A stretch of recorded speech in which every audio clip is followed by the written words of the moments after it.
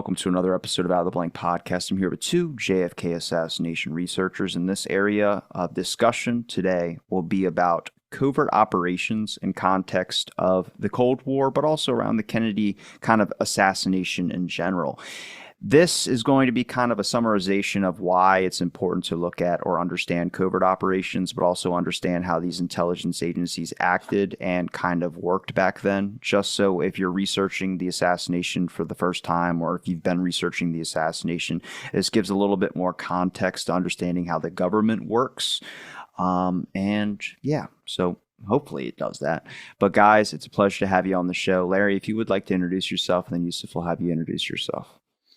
Larry Hancock. I've spent several decades now researching, reading documents, and writing on national security topics and intelligence issues. A lot of focus on covert and clandestine activities of both the CIA and military intelligence. Have published 3 or 4 books, not specific, some on JFK associated, some on general issues like deniable operations. And so basically my view of things is to look at covert operations in a contextual fashion.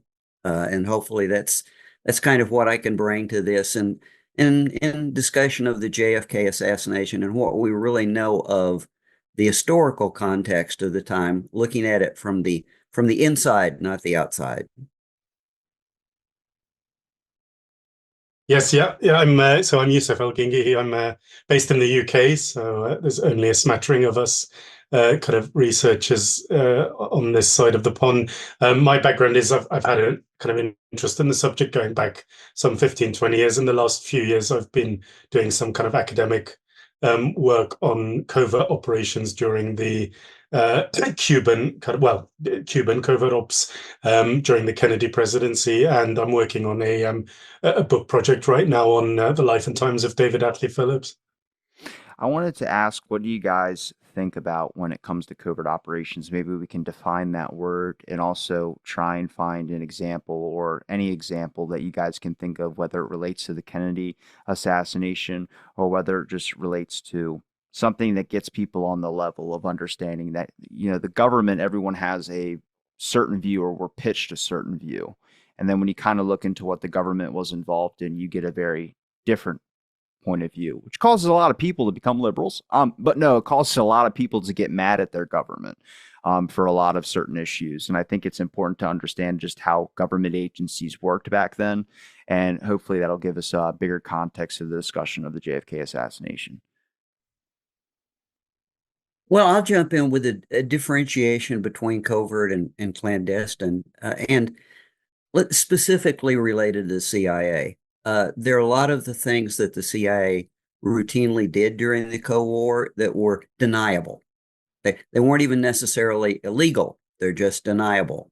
Political action, propaganda, all those sorts of things could be perfectly legal, deniable, and so they're covert. You don't want the people to know that you're doing it. If I assemble a group of folks, expatriates from Eastern Europe, and involve them in a highly structured propaganda campaign against the Soviet Union, that's deniable. I don't want that publicized, but it's not necessarily legal. On the other hand, if I set out to recruit and people and supply them and provide arms and overthrow a foreign government, that could be considered illegal, certainly. So that's kind of operationally the difference between covert and deniable operations and operations that are secret. They're absolutely secret, and I want to keep them secret, and they may very well be illegal. And sometimes the two get combined. The CIA had a very bad habit in Southeast Asia and in Latin America of working with people on operations that weren't necessarily illegal, but those people themselves got very much involved in things like drug running, which were quite illegal. And I've even written about an instance or instances where the CIA had to go to the Justice Department to get agreements with the Justice Department that justice would not pursue some of their surrogates in illegal activities because they were necessary to the operations. So very, very tricky as to exactly when you cross the borders or when the people that are your surrogates cross the borders between covert and clandestine. Yeah, that's kind of a very good starting point, isn't it, from Larry? I mean, I think the kind of I've got a CIA definition here, which is defined in one of their kind of guides from the 90s as they define covert operations or covert action as an operation designed to influence governments, events, organizations, or persons in support of foreign policy in a manner not necessarily attributable to the sponsoring power. And that may include political, economic, propaganda, or paramilitary activities.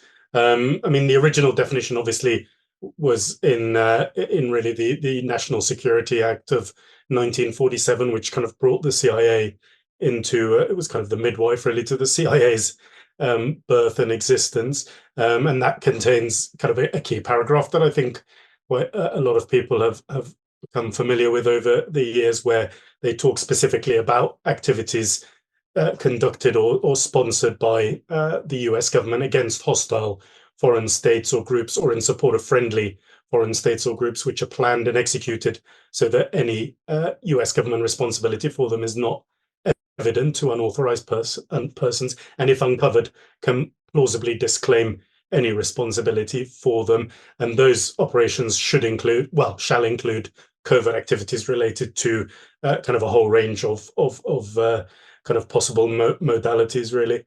And that's that kind of famous National kind of Security Council 10.2 directive, really, from 1948, I think, which specifically elaborates on this area, which I think, as Larry has touched on, is quite a kind of tricky area from a legal point of view. I think if you're looking at the CIA's kind of legal counsel and the relationship with the kind of US Justice Department as well, there's a lot of kind of gray areas here, which I think, as Robbie has alluded to in the past, Harry Truman would later regret the kind of signing off and insertion of these rather elastic clauses, which enabled the CIA to get away with all kinds of very kind of dubious activities.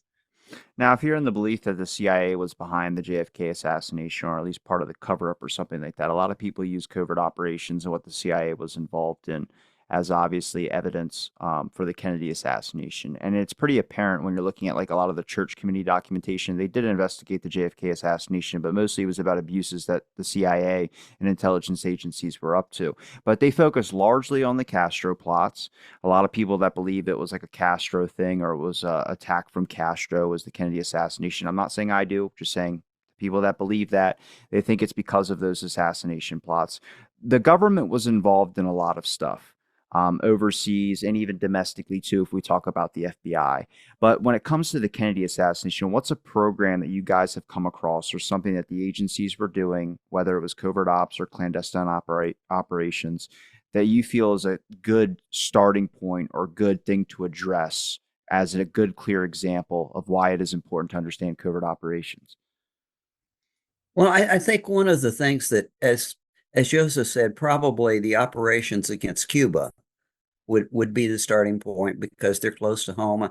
I think one of the things we also have to keep in mind contextually is when you go back to the National Security Act that he mentioned, a lot of things are allowed to the CIA that are legal in any other venue, in criminal courts or in civil courts. The CIA is authorized under Title Code, U.S. Title Code, to perform illegal actions. In fact, CIA officers are authorized and can legally commit assassinations. They can commit murders.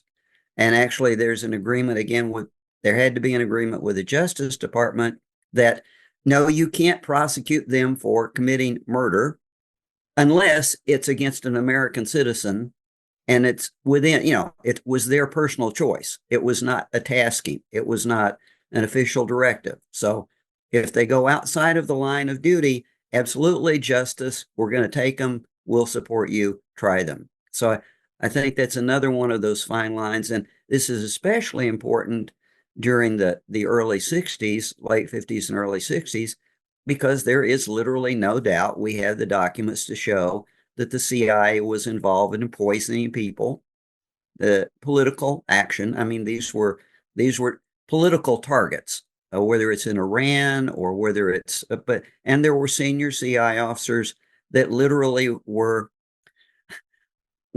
responsible for those. They made those decisions, and it was legal for them to do so. So if you're going to look at a political assassination, JFK or anything else, those individuals are the ones that had the experience and the record. And it's really interesting. We have documents now as to who was allowed, like Tracy Barnes and Richard Bissell, to actually sign off on such things and to do so in a deniable fashion. Again, the context is in many cases at the top of the chain of command, someone would not write that down as an order. They would simply make a statement in a meeting verbally, we need to do something about so and so. And everybody understands exactly what is being said.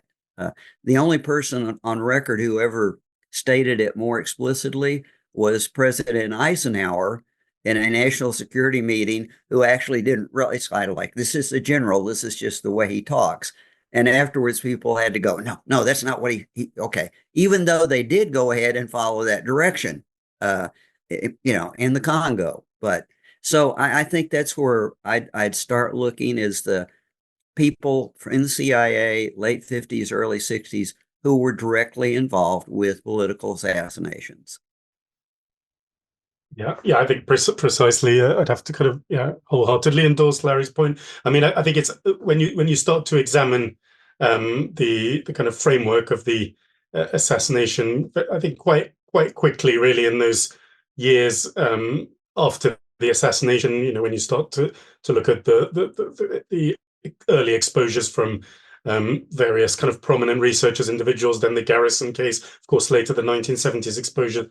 Very quickly, you start to kind of bump into all kinds of tangents and connections, really, that kind of splinter out of those 6 seconds in Dallas, and that connects you with very much, I think, with the kind of ecosystem of the Cuban covert operations, and particularly that kind of network of agencies and individuals who were very much embedded in that kind of those operations, be it Mongoose prominently, of course, under that kind of umbrella, the Castro assassination plots, and preceding that, the kind of Bay of Pigs, of course. And you come across a group within the kind of CIA Directorate of Plans who who'd worked together over many years, going back to the kind of, to the OSS days even, and some of them obviously joining later, such as the likes of Phillips, etc. But still having had a good kind of experience over at least probably 10 years together. These kind of prominent names that we're now much more familiar with. Obviously, Larry's thrown out a few there, such as the likes of Tracy Barnes, Richard Bissell, and many others that I'm sure we'll come across. Before we go and discuss certain operations, I'd like to discuss Mongoose, Northwoods, and other things that obviously come up when you're looking at the whole Kennedy era or just generation thing right there. But I want to address the fact that we talk about the OSS and then eventually when it became the CIA. Obviously, a lot of these people that are involved in these operations, you have to be a certain type of individual to be doing some of these covert operations or be involved in some of these covert operations.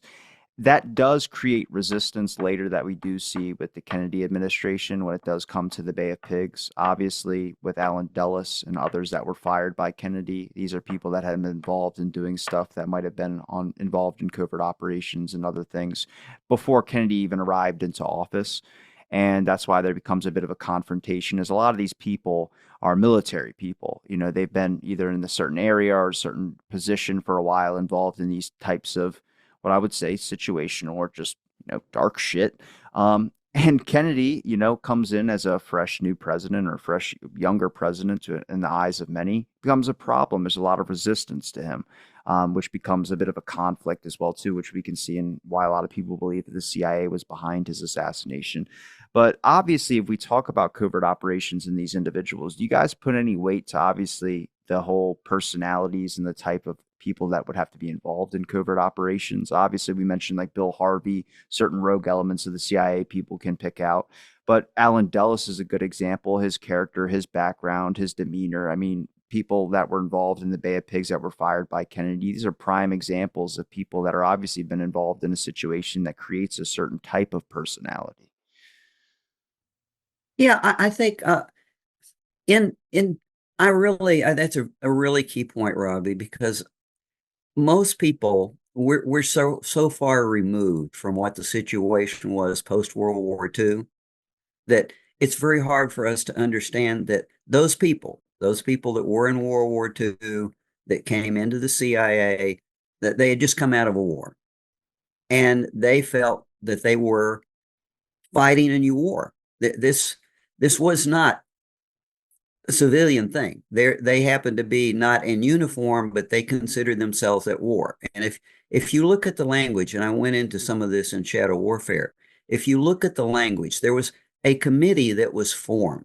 William Pauley was part of that committee that was supposed to take a look at how the U.S. would survive against essentially communist warfare, because the feeling was at the time this is a life or death struggle, and the Soviets play hardball. They recognize no morals, no legalities, whatever. And the papers that were written that were the foundation of the National Security Act actually state that. They say we are at war. It's just an undeclared war, and the enemy will do anything immoral, illegal, unethical. We actually have to do the same thing. We have to throw away all of our concepts, even the concepts that we had during the war. Geneva Conference, forget it. None of that. If we're going to survive, none of that is applied, which is why the National Security Act is so strongly written, is they felt, those individuals felt that they could not be under any burdens if they were going to win, because it's not even open warfare. It is covert, clandestine, and terribly dirty. So I think afterwards, in some of the interviews and some of the testimony and statements that some of these people give after they've been in court or investigator, they literally can't understand the other view. They can't understand why people are so against them, are so stunned by what they're doing. Why should they even say, how can there be any oversight of what we're doing? If there's any oversight, we will lose. If you expose us to the enemy, we will lose. So it's a mindset that was hard enough to get into back then. It's almost impossible for us to get into now, but it's a very hardcore mindset, warrior mindset. Youssef, before we hear your answer, I just want to preface, we're not defending what actions were done. We're just understanding and trying to understand what these people were thinking about and the mindset that they had. For example, if you look at a lot of this documentation, they also try and reference what the other government has done when they're exposing their own government. So like during some of the files that I was reading with, I have a clip about this, but it was about Radio Free Europe. Now, we all know what Radio Free Europe is, right? We all know it as to be this propaganda spouting thing in Europe. Now we know that, but at the time it wasn't pitched that way to the American people, at least, because there's speeches of Kennedy supporting Radio Free Europe and Voices of America that were both basically propaganda organizations. One was more for the state than the other one, but Kennedy is supporting that. Now, if you're in another country, you see Kennedy, which in your mind, these to be propaganda stations. Kennedy's sitting there supporting it and saying that the great things that people need to get behind. Well, you're going to have a little bit of hatred towards Kennedy. But one of the things that they did when they were looking at poisoning attempts or just dark stuff that the government was exposing about itself, it decided to take an example from what the Russian government has done. And it looked at an attempt to poison staff members of the RFE on November 21st, 1959, by placing atropine in the salt shakers at the cafeteria. Atropine was derived from the deadly nightshade plant and can cause paralysis or death if ingested in large amounts. The document notes that the poison concentration was 2.36% by weight of the contents, making it potentially lethal dose, as atropine is indistinguishable from salt in appearance. That was Russia was trying to poison Radio Free Europe. Now, that can be used one of two ways. One, to justify why the Americans need to step up and also start doing tactics that are clever in that aspect because we're to counter some of the stuff that they're doing. Or two, it can be looked at like that's the dangers of communism. I mean, you got to examine this type and not rationalizing why your American government did what they had to do, but you have to understand the context of how these people are viewing it. And if you don't do that, then especially in modern day times, we're looking with 2024 glasses right now. So we have a lot more context added to the discussion. But I think it's really important to address this because when you are looking through this documentation, every covert operation you read, it's going to try and find an example of what the other government was doing, or it's going to mention things like that. They're not trying to justify their actions. I mean, in somewhat they could be, but they're really just trying to give you context for what the times were and how everyone was acting with a gun to everybody's head. Well, what they're really saying, I mean, the real bottom line to it is the position if your enemy is doing this and you don't do it, you may lose. I mean, that's the bedrock view. The KGB was always extremely effective at poisoning, especially because they had Eastern European intelligence organizations as surrogates. And like if anybody gets caught, it's the Czechs or it's the Bulgarians. The Bulgarians are really bad guys, So they have their own built-in surrogates. But that's it, Robbie. It's not that you're forgiving it or justifying it. But their viewpoint was if the enemy's doing it and we're not allowed to do it, we're likely going to lose, Yeah, I mean, I think this is fascinating stuff. I mean, this obviously goes back to the origins of the Cold War. I mean, of course, the kind of personality makeup, the characters involved, these were, I think, on the one hand, larger than life, rather, brave characters. And although, like a lot of people who've come to this kind of arena and this subject, I think you come to it mainly because you have a kind of strong moral and ethical objection to the erosion of democracy and to accountability through the history of these kind of big, especially the big covert operations and the history of political assassinations in the 60s and so on. I think a lot of the people who make up that research community are united in their kind of disgust by these things. But of course, I think when you do, when I found myself researching and writing about David Atlee Phillips, you of course have to get into that mindset. You have to try and perform an act of empathy where you try and see the world from their perspective. And of course, yes, they were kind of militant hardliners. They were cold warriors. I mean, for that matter, JFK was, of course, when he was a senator and under the kind of aegis of his father, and certainly with Robert Kennedy, was perhaps even more hardline. At the beginning of his presidency, was a cold warrior. If you look at recently, I was looking at the Nixon kind of Kennedy presidential debates, and if you look at what JFK is saying in those televised debates, it's pretty hardline militant stuff. So I think when JFK won the presidency, I think the CIA were actually quite. I think they would have been. They were quite in favor of him actually winning the election to a large extent, even though Nixon was Eisenhower's VP and would have represented a kind of continuity, especially when it came to things like Cuban operations. But yeah, I think they assumed that JFK, was of kind of like mind, and of course, a lot of these people made up what was known as the kind of Georgetown set in terms of CIA people, politicians, journalists, and so on. So these people were kind of hobnobbing at cocktailians, at dinner parties, etc. And they had a very much a shared worldview. And of course, C. Wright Mills, a well-known kind of theorist, was writing during the 1950s about this kind of power nexus, a network, what he termed the power elite, and how they are kind of drawn from that ruling class background. They've attended the same kind of elite schools, the same Ivy League universities. They've gone on to work in that kind of corporate financial elite world. And of course, a lot of the kind of key CIA personnel, the likes of Alan Dulles, also I think Frank Wisner, others, they were drawn very much from that kind of Wall Street background as well. So they had that shared worldview, which was very much built upon a kind of, I guess what you would call a kind of free worldview or an individualistic worldview that was very much staunchly opposed to the kind of to that communist worldview. But of course, I think you've then got to backtrack also to the kind of Roosevelt presidency, and you saw quite a different approach. And there's a real watershed, isn't there, between the kind of Rooseveltian approach and the Truman approach. And it's, would the Cold War have taken off in the same way if Roosevelt hadn't died? I think, at that point in view, when you think back to the kind of 1945, conferences at Yalta and elsewhere, there was a sense, in terms of the meetings between Roosevelt, Churchill, and Stalin, of kind of dividing up the world according to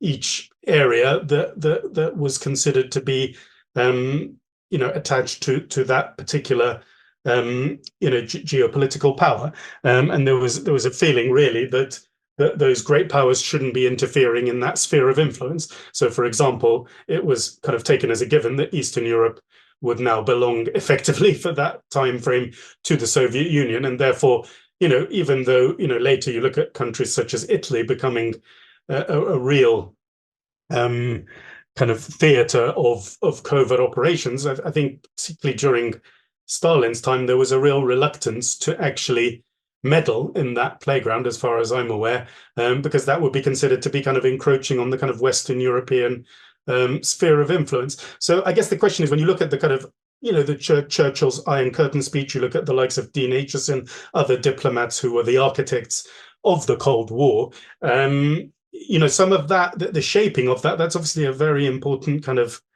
era. Was there only one direction in which this could go in? Could there have been a more kind of coexistence or collaborate, some kind of approach, which is what, of course, JFK was tentatively, hesitantly starting to move towards during his presidency, was that kind of journey from a Cold Warrior approach to perhaps kind of a more enlightened understanding that you could actually come to some kind of coexistence. It didn't need to be a zero-sum game where it's kind of all or nothing, where you have to deploy these ruthless kind of means of kind of Machiavellian realpolitik. Otherwise, the other side will do it. So yeah, it's a absolutely fascinating, I think, era in terms of those different kind of philosophical and political, ideological approaches. The term is called blind patriotism. So now that we're going to kind of transition, now that we kind of preface some of the covert stuff and understanding the context at the times, I want to get into some of the covert operations like Mongoose, Northwoods, and other things. But blind patriotism in the sense of how blind of patriotism until you start looking at your president or whoever your leader is as a problem or threat to not the establishment that you see in your eyes protecting the world from communism or this threat.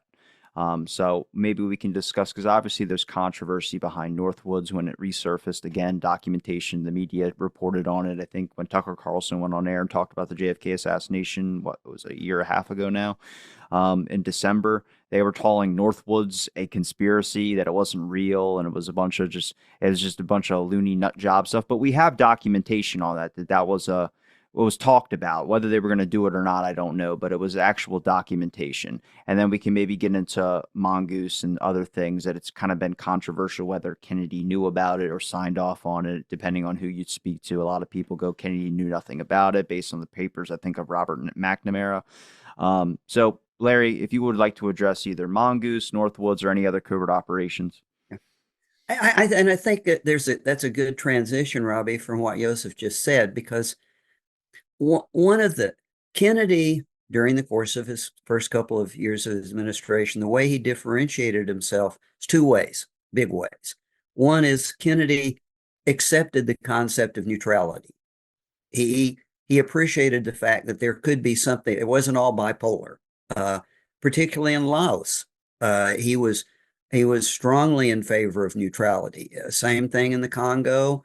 Same thing in Cuba. Right at the end in 1963, he was actually moving to see if he could leverage neutrality in Cuba. So he understood that there was an intermediate position, which none of these Cold Warriors could accept.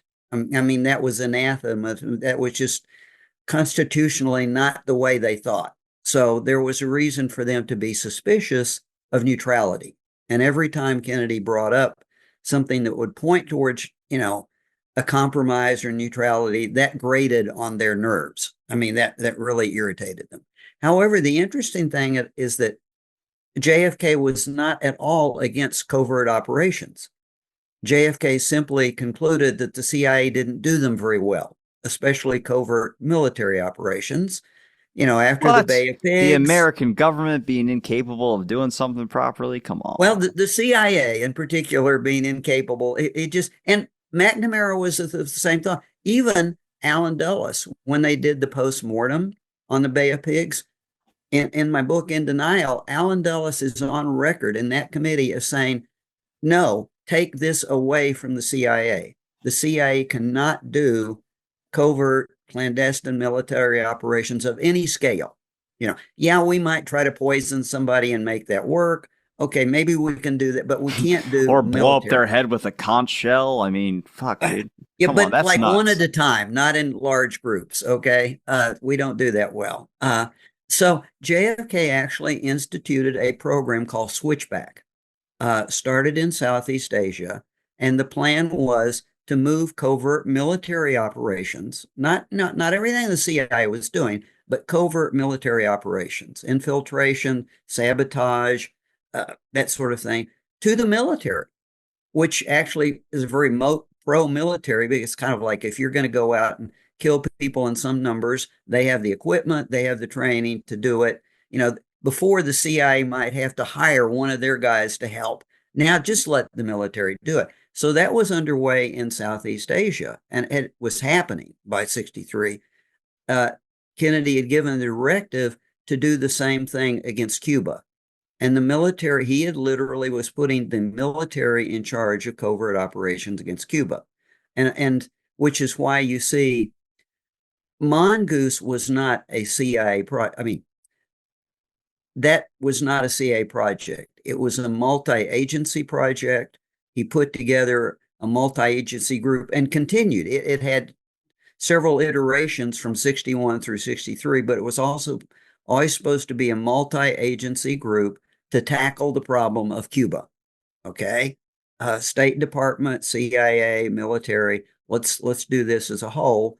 And even though the CIA kind of saw that as their thing, uh, he was not going to let them keep it. He was taking it away. That's why we, even in 63, we see Army trainers going to JM Wave, because their military is going to be taking over. And the CIA guys, especially the paramilitary operations guys and officers, are irate. They're just out of their minds, the fact that this president would take away their jobs and give it to the military. And we have the documents. Every time they write a memo or whatever, it's like, this new Kennedy administration approach is insane. It's not going to work. We know how to do this, and he's stepping in our whatever. So Lansdale is the one who essentially subbed out and went to the various groups and said, okay, how do we do this? And Northwoods, because Kennedy was bringing the Joint Chiefs were going to be taking over Cuban operations from the CIA. Northwoods actually came out of a JCS staff study. It was a military staff study, contingency plans, which they do all the time. I mean, they're used to doing that. Somebody gives them, something that says like, okay, what happens if somebody attacks France? What do we do? What's our contingency plan? Or Ethiopia, or there's like 1,000 contingency plans in play. Otherwise, you wouldn't have all those staff officers at the Pentagon, right? They got to do something. So anyway, Northwoods was a contingency plan submitted to Lansdale. It's kind of like these are things that we could do to trigger hate, fear, discontent, panic, revolution inside Cuba. And of course, Lansdale was one of those guys. He liked those things. That was a Lansdale psychological warfare thing. He liked it. So he didn't immediately set it on. He pushed it up the chain of command. And at Kennedy's level and at higher levels, everybody's going, no, that's just silly. And the CIA officers are going, oh, Lord, what? Now they want us to do exploding cigars. That was our idea. Now they want to project holograms over Cuba of Christ coming for a second time, or they want to blow up a spacecraft or whatever. So I guess to put it in context, one of my takeaways from that is we shouldn't really think that JFK was set against, even though he's for neutrality and compromise solutions, he still authorized and was authorizing covert operations up to the time of his death. In fact, only weeks before his death, he had signed off on a whole series of new sabotage operations in Cuba. He was just shifting, doing these things. I don't want to talk too long. I'll turn it over to Youssef, but one of the issues with Kennedy is Kennedy was very open-minded and very pragmatic, which means he always had different options on the table. He was open-minded enough to be pragmatic and say, let's consider, and even try to do multiple things at the same time, which is very dangerous. Because if you're trying to follow multiple paths at the same time, you are going to be irritating somebody that's one of those paths is for it and somebody is against it. It creates a very chaotic situation, which is unfortunately what he had brought about, especially in regard to Cuba. It would have been that way about Southeast Asia if he had lived. It was becoming that way in Vietnam, but in Cuba it was absolutely at the height of chaos in the fall of 1963. Yeah. I mean that's fascinating stuff. Again, absolutely. I think going back to the kind of previous decade of covert operations. I think for during the Eisenhower presidency, at least as David Phillips relates it, when they kind of go to do a presentation on the Guatemala coup to Eisenhower and Nixon in the White House, there's kind of a absolutely fascinating scene where essentially it seems that Eisenhower, of course, who as Ike had been kind of supreme, commander of the Allied forces, had seen the kind of scale of epic destruction and death across Europe. And then, in the early 50s, with the kind of regime change that took place in Guatemala and in Iran, was simply kind of, astonished that you could utilize, this hidden hand and very kind of limited resources to overthrow a government. I think the reality was, as Phillips and others would later kind of examine in the Bay of Pigs postmortems, was that they got kind of quite lucky in Guatemala, and that there were situations where if Arbenz had managed to not kind of panic and actually had followed the advice of at least one of his generals and had mustered together some kind of military force, he would have actually seen off this very kind of embryonic, rudimentary attempt at a coup. But of course, the clever use of psyops and propaganda and all of that was clearly effective enough to cause complete chaos and disarray as expected. But when it came to the Bay of Pigs, up against, stepping it up, as it were, against a completely different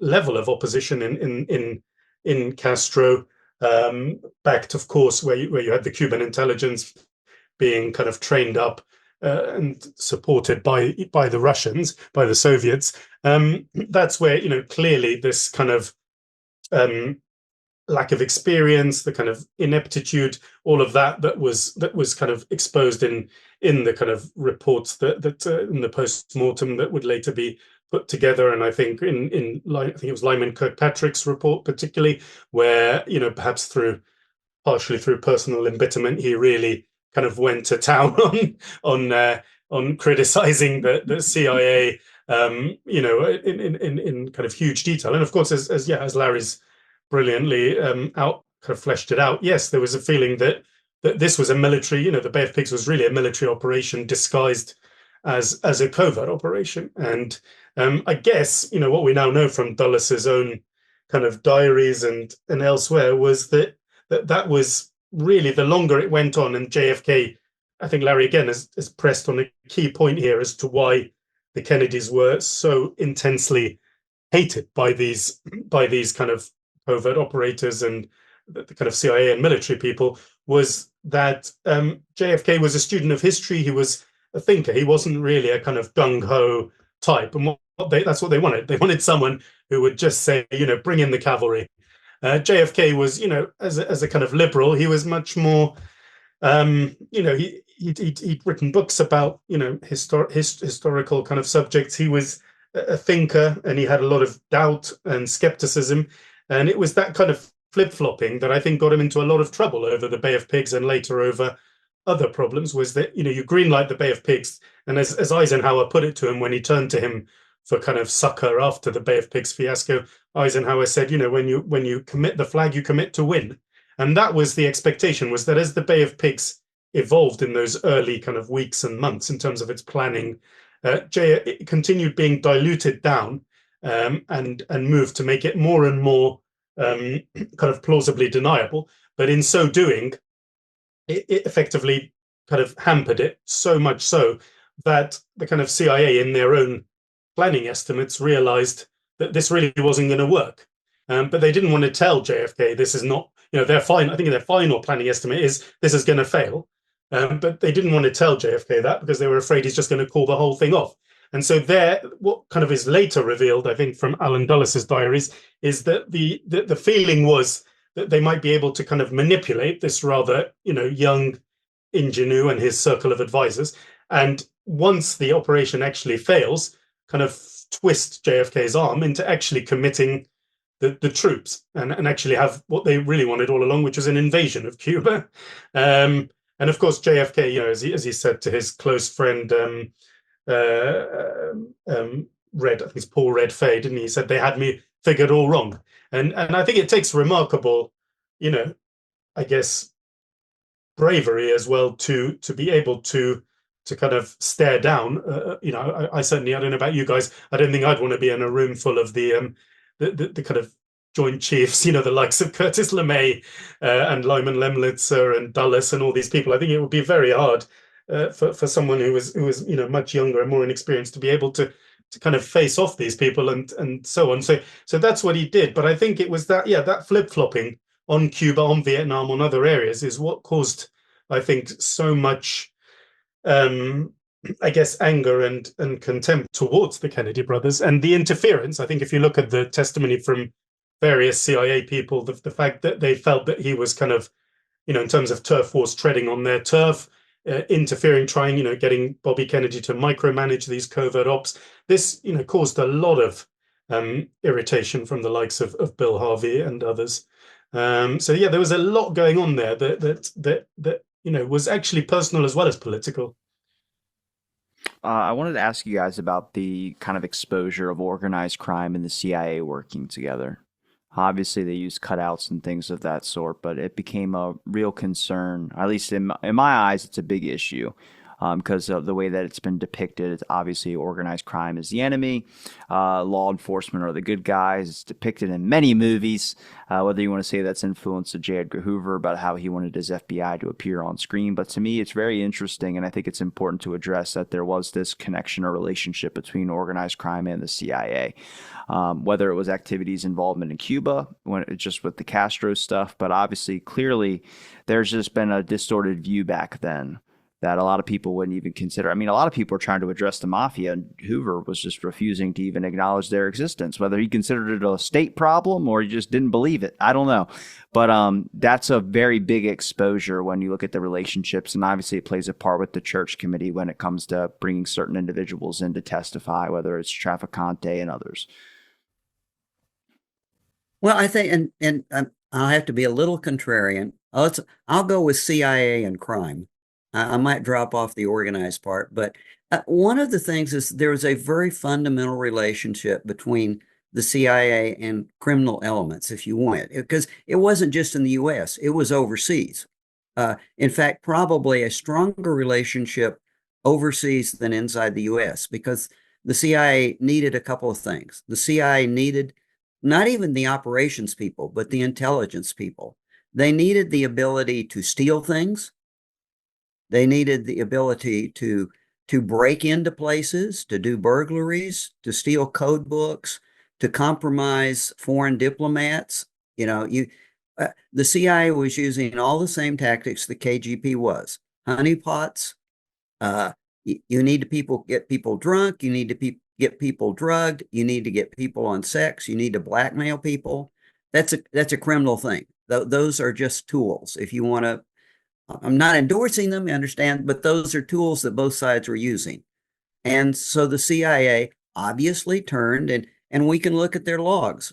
We can look at they did recruiting overseas for drug smugglers, for burglars, and they did the same thing when William Harvey went overseas after his appointment to Staff D. He went overseas to recruit drug smugglers. It's sort of like if you want to ship arms, you want to ship weapons, you want to ship stolen, equipment from the right. Who do you talk to? You talk to smugglers. You talk to drug runners. These are the people who know how to get through customs. So inherently, at the foundation, the CIA was dirty. It was fundamentally dirty because it was doing illegal things, and it was using contacts and recruits and paying people to that were, their day job was doing dirty things, so that we just contracted them when we wanted them. So, Robbie, I would agree. Fundamentally, there's a relationship inside the United States. The same relationship existed. I've written about this, and as we talked about, the CIA had to go to Justice Department. The CIA had to go to FBI. The CIA had a cadre of safecrackers inside the United States, of wiretappers, people who Richard Mayhew, who was the starting point for the Castro poison plot, had worked for the CIA for years as a contractor. They often employed former FBI agents. They employed people who were specialists in electronic surveillance. And where did they use them? They used them against foreign diplomats in New York City and in Washington to collect stuff for blackmail. So, yeah, I've actually seen memos that sort of like, okay, dear FBI, please do not arrest this person at this time because we need them, and counter to that, it's sort of like, by the way, FBI, we're using these people for this, so lay off. They had to share information because you didn't want your guys getting busted while you were using them. One of the most interesting thing is James Angleton is listed in FBI documents as a source. Think about that for a minute. The CIA counterintelligence guy is considered by the FBI as a source. You got to love this. So fundamentally, I guess the point is there was a criminal relationship from the beginning. Overseas, inside the U.S., that's when they thought about poisoning somebody. Who did they go to for Cuba? They go to Mayhew and go, you know these guys, the casino guys that were doing business in Cuba. We need people that have contacts. And Mayhew goes to Roselli. Roselli knows everybody in Havana. He's been there. He's worked there. He knows Meyer Lansky. And by the way, he can get blessings to do things. If we want something to happen, Roselli's a consultant. He knows the Godfathers. If he needs a resource, he can go get it. So that's why they ended up, and Roselli was brought into before the Bay of Pigs, after the Bay of Pigs. Now, after the Bay of Pigs, when William Harvey starts working him again to kill Castro, it's like, I don't want any contacts with the Godfathers. Okay, Johnny, stop it. We're not talking to them anymore. They're more dangerous than anything else. We don't want anybody else to know what we're doing. So I guess the overall answer to your thing to me, Robbie, is because of the business, fundamentally illegal, immoral, whatever, that they're engaged in, at its core, there were always criminal connections between the CIA. They needed military surrogates when they were overthrowing governments. They needed criminal surrogates when they were breaking into safes, beating up couriers, blackmail, doing wiretaps to blackmail people. That's just the nature of the business. And so you're going to find it all over the place. Yeah, yeah. I mean, I think that's very well put. It's, I mean, I mean, this is actually set down in kind of, more recent, I think, U.S. military documents about the doctrine of kind of unconventional warfare or irregular warfare, and it's this idea that in order to kind of achieve your aims, making kind of alliances with irregular groups such as crime or organized crime, whatever you want to call them, drug cartels, terrorists, extremists. This is all kind of fair play, all's fair, as they say in Love and War. And so I think that pattern is seen repeatedly, whether it's in the Castro assassination plots, whether it's, as Larry's saying, I think extensively, being used both for foreign policy and domestically for various reasons. Of course, in Watergate, we see this kind of modus operandi of very likely the Watergate building itself being used as a kind of honey trap operation. And I think if you look at the pattern of political kind of blackmail in terms of sex scandals over the decades, there seems to be a kind of mechanism that is deployed for, I think it's probably, one has to make a kind of hunch here. Some of the more recent incidents, you don't necessarily have the evidence for them. A bit of time will have to elapse, but I think you can probably make a very kind of good argument that there is a mechanism for kind of controlling politicians through these kind of approaches. But I think Gladio, very good example, of course, in Europe with the kind of NATO CIA stay behind armies that were purportedly in place in pretty much every kind of Western European country in case of a Warsaw Pact invasion, but actually those documents specifically stating that they didn't seriously anticipate that the Soviets would invade, and so those kind of stay behind armies, which consisted of neo-Nazis, organized crime, again assassins, extremists, some very unpleasant people, particularly in places like Turkey, Italy, and so on. That was the same pattern. So there is clearly a kind of mutually beneficial relationship between the CIA and these kind of illicit elements. And of course, when you look at the work of the great Peter Dale Scott, someone like that, this is something that he spent a big part of his kind of career and writing focusing on is that kind of relationship and trying to map out that ecosystem of all these kind of illicit elements. And of course, if you go back to that kind of golden era, as it's called, the golden era of the agency, and that world, if you look at the kind of public's worldview in the late 40s, the 1950s, obviously very innocent, very naive, this idea of government work and these agencies as doing kind of good deeds, the idea of elevating, presidents to, the likes of Roosevelt and Eisenhower, revered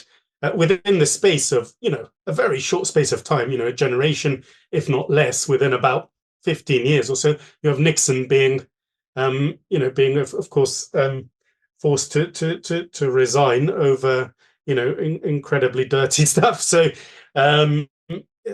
huge, I think, shift in the public's worldview with those kind of 1970s exposures, making everyone realize that, well, if this kind of Cold War, it's not black and white, it's actually quite gray. And, if we are doing these things, if we are, engaged in assassinating people or attempting to assassinate people, if we're, blackmailing people, we're engaged in, overthrowing governments, all these kind of things, then who are the good guys? And that's the kind of, I guess, postmodern world that you enter into from the 70s and 80s onwards, that I think brings us towards, the kind of era we're in, this much more cynical understanding of the world. And I've got kind of veered off a bit on a digression, but I think trying to understand the kind of moral ambiguities of this is absolutely imperative, particularly that shift from a kind of, I guess, what's called a Manichaean universe of good versus evil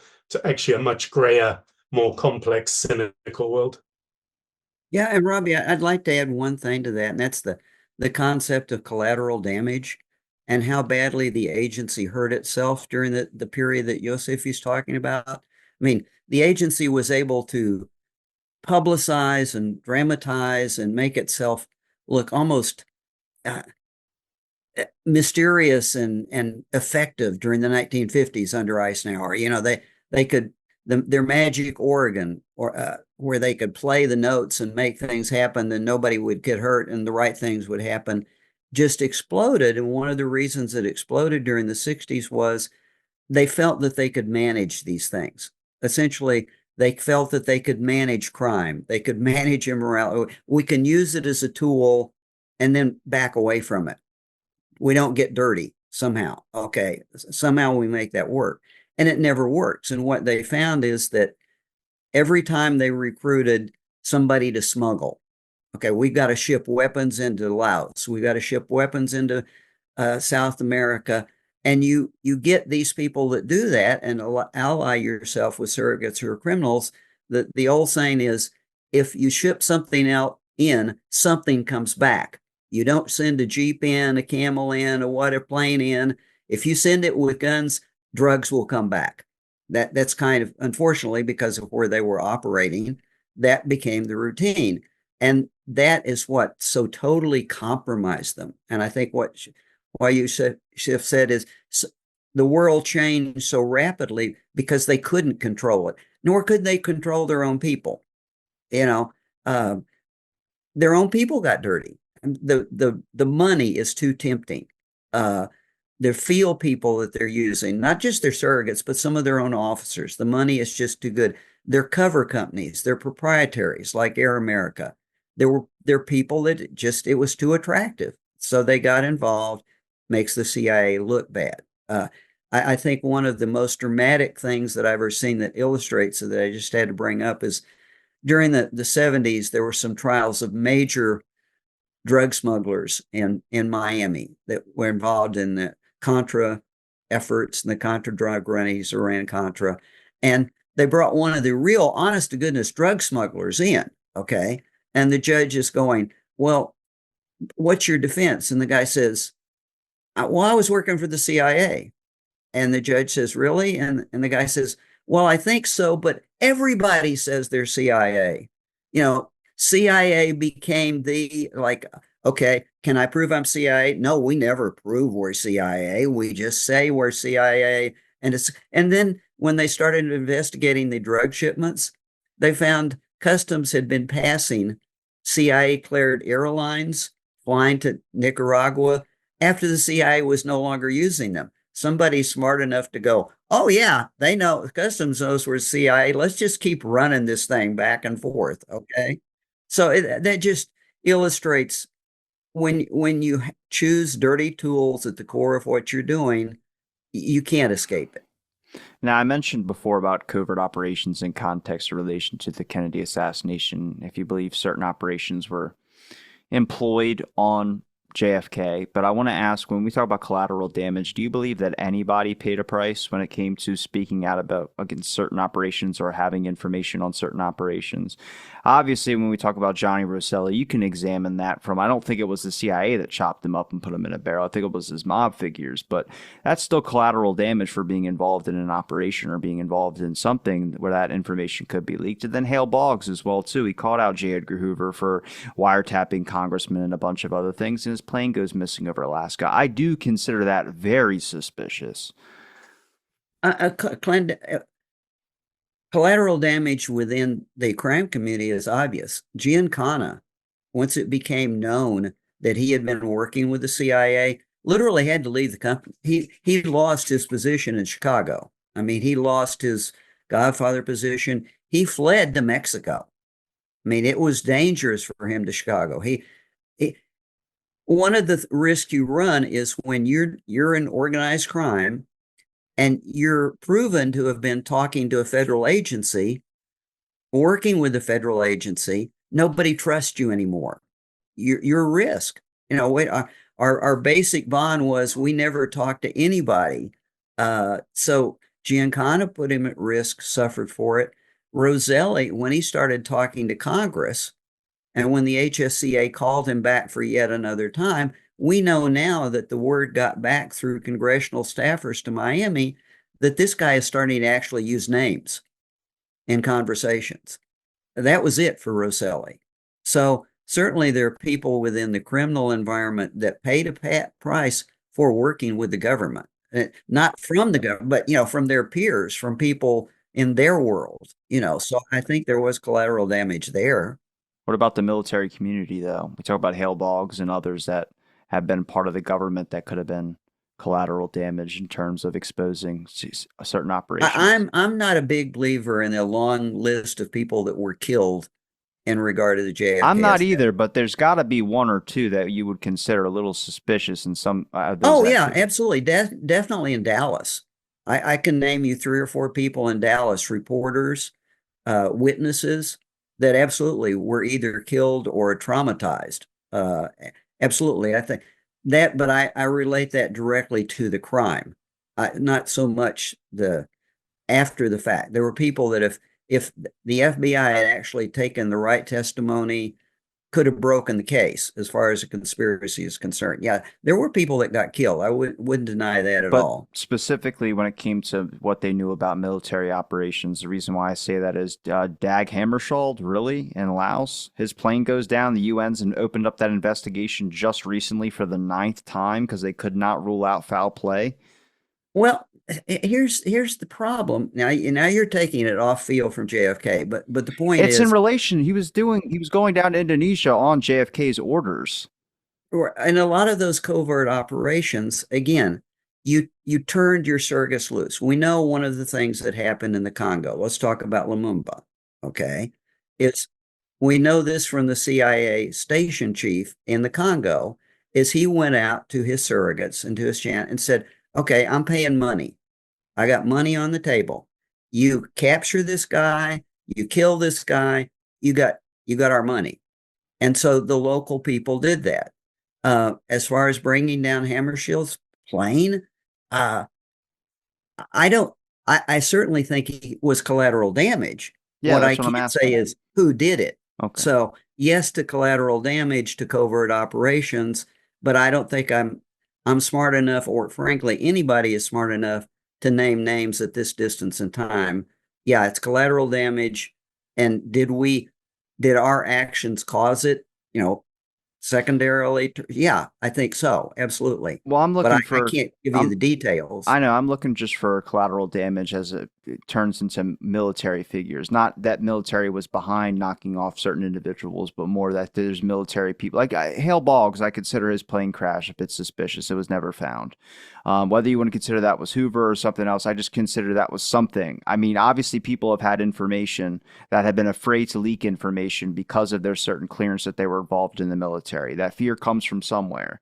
So I'm trying to understand where a lot of people would suspect that a lot of covert operations, one of these turned onto Kennedy. And that's why he got killed. That is a theory out there. It doesn't have to be my theory. It's just a theory out there. So I'm trying to understand when it comes in terms of collateral damage. Come on, I know you're turning into a lone nutter on me. Let's go. Yeah, but I don't know why you would link it to the military. The military is not the only person that can How many sabotage an people airplane. believe them? Yeah, but I mean, if you're flying out of the United States, I would guess just assume that we wouldn't be having rogue elements or some type of CIA Castro Cubans involved in trying to rig an airplane on American property. That just seems a bit risky.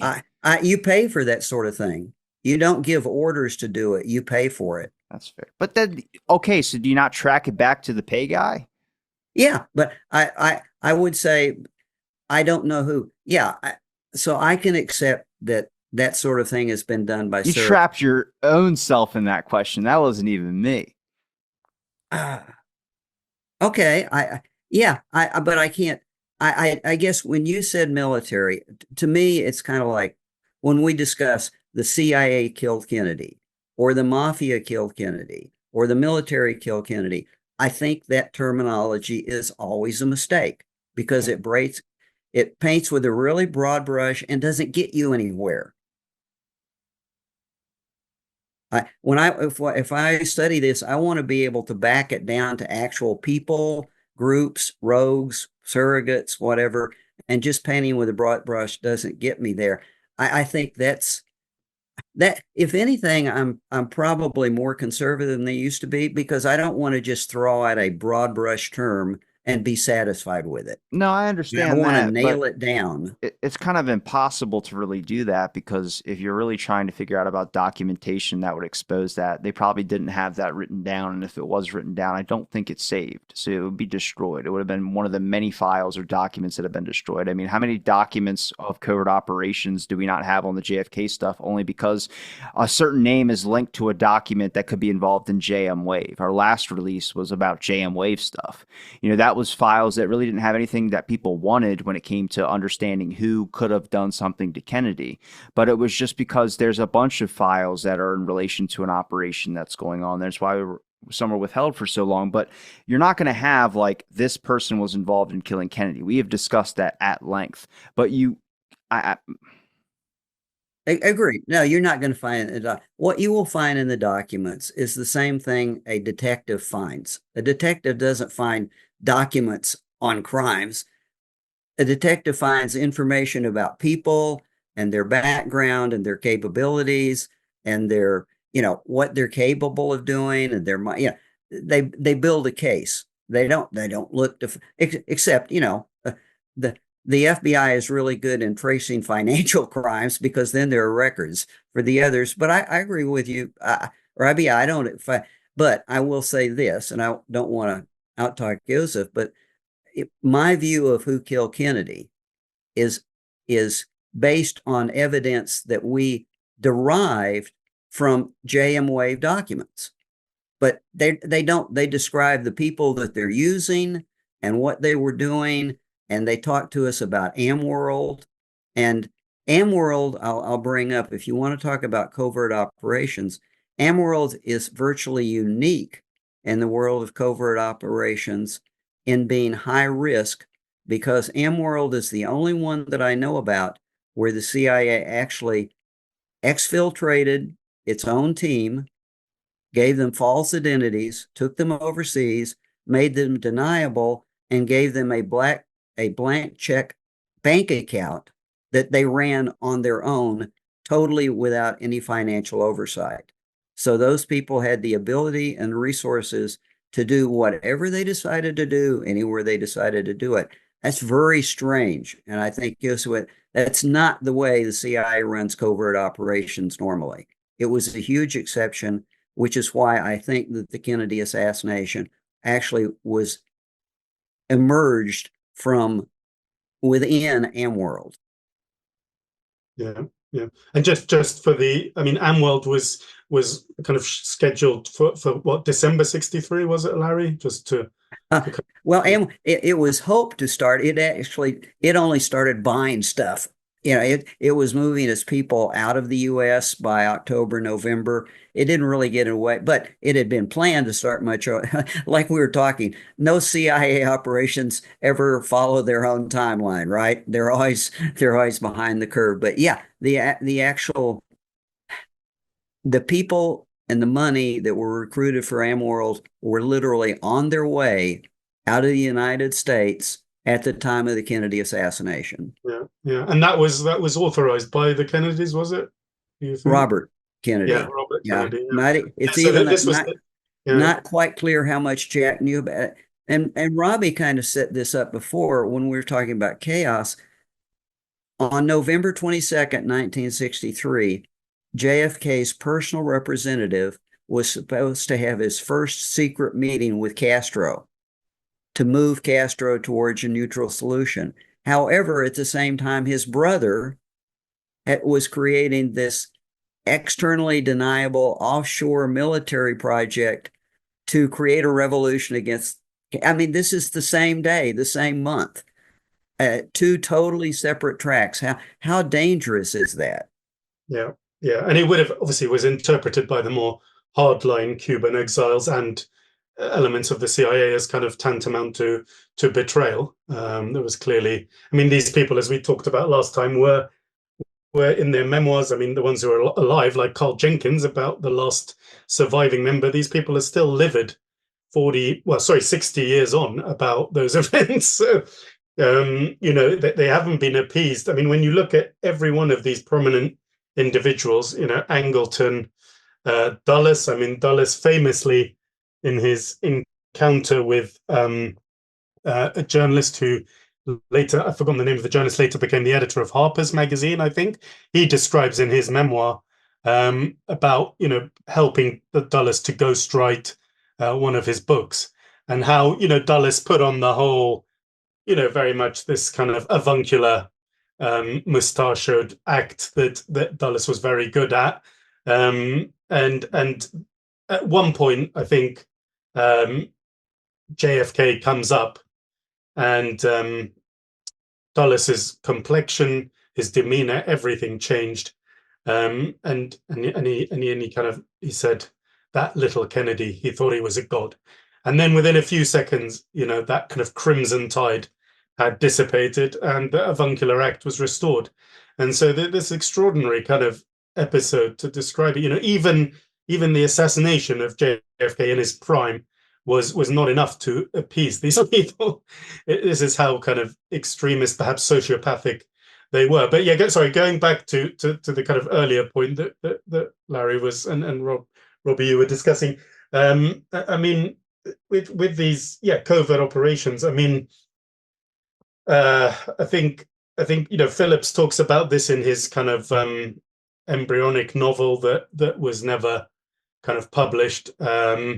I've forgotten the name of it now. I think it was called Amlash. Is that right? I think something like Amlash, which was a code name, obviously. And he talks about, as usual with Phillips, kind of being a cover-up artist and being very evasive. He tries to kind of construct some scenario where, Oswald, he says, goes off on his own. He turned against us.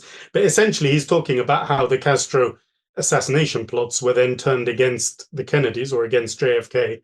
And I think that's very much probably the mechanism that was being used. But the question is, how much, in terms of, and this when you think about the JFK legacy, to this day it remains, such polarization and division, between the different camps. Of course, those in the kind of research community, those in the kind of Camelot camp, those on the kind of left, such as Seymour Hersh, Noam Chomsky, Christopher Hitchens, huge divisions of opinion there.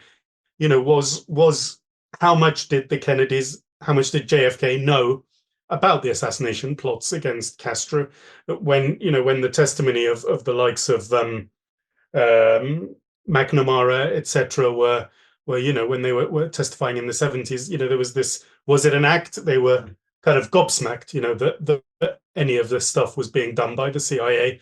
I mean, we know that JFK certainly, in his conversations with kind of journalist and editor friends, I've forgotten again the name of the specific journalist, he says that he's under great pressure to kind of authorize this stuff. But we have very little, because of the kind of shield of plausible deniability. To this day, we don't really have a very precise idea of how much the executive, as it were, knew about these assassination plots.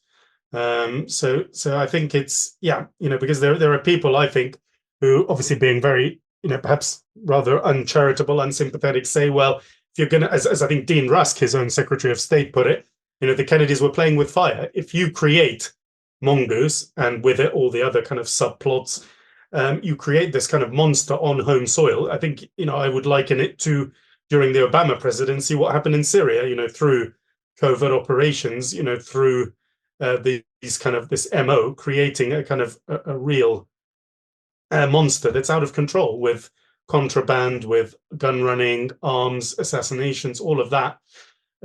So I think I don't know what Larry thinks. I don't know what you think, Robbie, but I think it's a very much a kind of an area of kind of huge kind of dispute in terms of the JFK legacy. How much did he know? Because I think a lot of of course, the conspiracy argument rests, and I'm very much an advocate of that. I think it's clear that this, to me, was I think it's fairly clear it was a covert operation. It was carried out, the JFK assassination, in a very clever way. And I think the design of it is tragically, I think you'd have to use the word ingenious. And it's multi-layered, and it's through the use of kind of piggybacking on legitimate operations and so on. And I think that's executed very cleverly. I think what's extraordinary is you have still that kind of camp, who are the kind of lone nut camp. And I think when you look at Larry's the a lone nut. Huh? What's that? Larry's a lone nut. Is he? Is he? Is that right? I don't know. But I mean, I think when you look at those Lee groups, Harvey Oswald did not kill JFK. Let me be on record with this. No, Lee Okay. Harvey Oswald did You not all jail. heard it, folks. You all heard it. Nor did Lee Harvey Oswald know that he was going, anything was going to happen with JFK. Okay, on the record. Yep, yeah, absolutely. extraordinary. I mean, yeah. How do you position a Patsy? But I think if we're going to play that devil's advocate argument, I mean, of course, one of the arguments that's made by a fellow British researcher who's the joint, I think, founder of Lobster. I think it's Robin Ramsey. I think it's Robin Ramsey, or it could be his co-editor. I've No, forgotten it's now. Rob. But It's Rob. Rob, who's the other guy? It's Robin, and yeah, I think he makes this in the pages of Lobster. This is going back a long time ago. He makes the devil's advocate argument that is this a coup d'etat? Is this a high-level plot? Well, the actual modus operandi, shooting with rifles from a distance, suggests that these were people who couldn't get close enough to do something that was, that you would expect if this was a kind of high-level plot. There are more effective, more reliable, more subtle ways of bumping off people, be it helicopter crashes, plane crashes, whatever other mechanisms that are commonly deployed. And I think that's a very persuasive argument, of course, and he constructs a whole kind of devil's advocate argument about how all the things that appear to be suspicious could be accounted for otherwise. But I think one of the things you've just touched on, of course, is the number of witnesses and insiders who at the very least you're saying, well, these are convenient suicides and deaths. The likes of you've mentioned obviously Roselli, Giancana. Those could be simply kind of mafia jobs. But there's a huge catalogue of these people, be it journalists, be it the likes of George, the Morenshield and so on. How many of these are suicides? How many are foul play? Of course, famously, Roger Craig. Sorry, Roger Craig. Yeah, I mean Roger Craig certainly in Dallas. I think obviously a lot of corruption in the kind of Dallas landscape, but cityscape. But I'm thinking, sorry, of the famous case of JFK's mistress who died the Oh, following Mary year. Meyer. Yeah, Mary Meyer. I mean, these are clearly, really suspicious, patterns. One of JFK's, I think, closest friends who again, who supposedly committed suicide by jumping. Was it Grant Yeah, Stockdale? that's who it is. That's who it is. Not Lansdale. Stockdale. Yeah, He's Stockdale. on Yeah, I mean, 13th floor. very close to the Kennedy clan. Was very disturbed, and then I think December '63 was it? Die. Just Yeah, he met fell with out of a Robert Kennedy. window. He met with And Robert Kennedy on November 26th, and apparently he got information from Robert Kennedy, went and spoke with his lawyer. His lawyer said he was talking in strange words. But like again, there's also the Bobby Baker scandal where some of his money that he was doing was also tied to. So it could have been one of two things. But that one is a suspicious death, obviously. And then Hank Killiam, Florida, Pensacola, he jumped through a 13-inch plate glass window and was found on the street. And they use that as a suspicious death. Like they glorify it, much like Roswell glorifies with their McDonald's being in the shape of a fucking UFO. So it's like they really popularized that. So there is some, like I said, I believe that there are some circumstances that were not investigated properly, even with we know documented wise Frank Olson with the CIA. I mean, his family was given a huge payout for that whole thing. So I've met Eric Olson, and of course, in his later life, one of the things that is raised in of course, in the Netflix documentary Wormwood, and that Eric himself has dedicated himself to, is this question of, and you go back to that period when Frank Olson died, the late 40s, the early 50s. There was a spate of these, deaths which follow the same pattern that's obviously outlined in the Guatemala manual that was revealed in the 80s, I believe, of how you commit one of these things. And Eric Olson's raised the question: are these, the kind of things, if this happened in Russia, you would say, you would never say, oh, well, that's a suicide. So defenestration is the way it happens, right? It's like out of the window. Yes. Yeah, exactly. So I think, you examine, obviously Eric dedicated, a large part of his life to the heartbreaking tragedy of his own father's death. I think as with JFK, anyone who's open-minded and weighs up, is prepared to objectively weigh up all the evidence, I think has to reach a conclusion that there is something conspiratorial, something very fishy. And Eric's question is, is there an actual mechanism for national security assassinations? Is there some kind of template for that?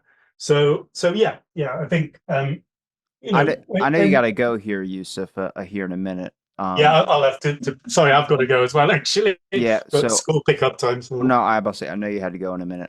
So I want to give you guys a minute to be able to promote your links, but I kind of want to end this on a wrap up of this summarization of this. I do appreciate the time you guys gave me to talk about this. I think it was important to highlight. But why do you guys think it's important to understand a little bit about covert operations, at least context of what the government was up to in terms of if you're going to be researching the Kennedy assassination?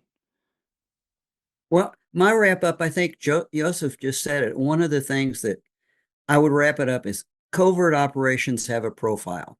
There are profiles for different types of covert operations, whether they're political action, but the paramilitary, okay, if we look at 1963 and you want to pick a profile for how to assassinate a leader that's actually being practiced in Cuba, has been, that profile is CIA paramilitary operations using surrogates. That's it. That's the fingerprint. If you look at Dealey Plaza in Dallas, Texas, that's what you see. So if you want to reverse engineer the thing, look at Dealey Plaza, multiple shooters, infiltration, exfiltration, covers, local support via Ruby. I maintain that you see covert paramilitary operations at work. So that would be my summary. You ought to be able to recognize it when you see it because we know what that looked like elsewhere at the time. Yeah, I think yeah, that's very eloquently put. I think you cannot begin to unravel the labyrinth of the JFK assassination without understanding that the design of this is covert action and covert operations. And that is why it is, I think, so fiendishly complex. If this was, just Lee Harvey Oswald, it would be very simple. It would be kind of case open and closed. But it's not that. And to this day, 60 years on, we still have redacted documents. We still have hundreds of documents on these rather notorious key figures. And I think what's fascinating is that these figures, the likes of Angleton, the likes of David Atlee Phillips, the likes of Morales, Harvey, these people, it may be dismissed as hearsay because there is no audio recording of this.